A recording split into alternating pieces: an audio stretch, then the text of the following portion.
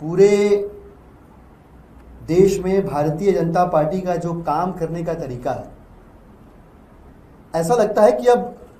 छोटे छोटे बच्चे भी जब कोई घटना होती है तो अनुमान लगा लेते हैं कि अब भारतीय जनता पार्टी इसके बाद क्या करेगी। और भारतीय जनता पार्टी के लिए सब कुछ,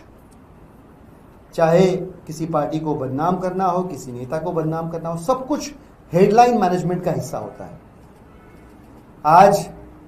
आम आदमी पार्टी के प्रदेश के अध्यक्ष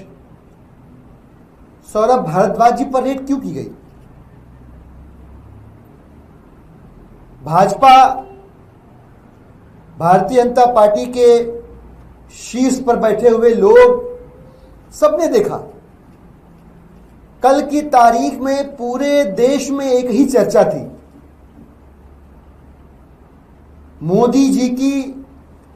डिग्री न दिखाए जाने को लेकर लोग तरह तरह के कयास लगा रहे थे। और जिस तरह का मनोविज्ञान हमारे देश के लोगों का है कि किसी दीवार पर लिखा हो यहां इश्तेहार न चिपकाएं,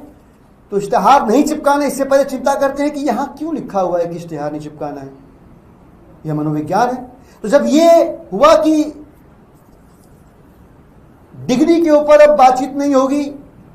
तो लोगों ने कयास लगाने शुरू कर दिए कि कहीं ऐसा तो नहीं कि मामला गड़बड़ है, कहीं ऐसा तो नहीं कि डिग्री फर्जी है। पूरे देश में मोदी जी की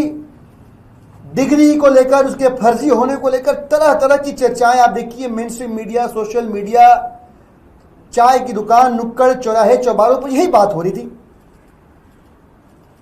तो भारतीय जनता पार्टी के रूल बुक में क्या लिखा था कि जैसे ही कहीं कुछ नुकसान होता हुआ दिखे भाजपा का, अगर उत्तर में नुकसान हो रहा है तो दक्षिण में आग लगा दो, पूरब में नुकसान हो रहा है तो पश्चिम में कुछ ऐसा कर दो कि पूरब में देखना बंद कर दे लोग। और बिल्कुल वही हुआ, बिल्कुल वही हुआ। भारतीय जनता पार्टी ने उस चर्चा से देश का ध्यान हटाने के लिए एक फर्जी मामले में आम आदमी पार्टी की सरकार के पूर्व मंत्री के घर पर रेड करवा दी। और मजे की बात यह है कि आप अगर तथ्यों के ऊपर बात करेंगे तो तथ्य तो यह कहता है कि जिस वर्ष की घटना का जिक्र है तथाकथित केस में, जिस समय का आरोप है, उस समय तो सौरभ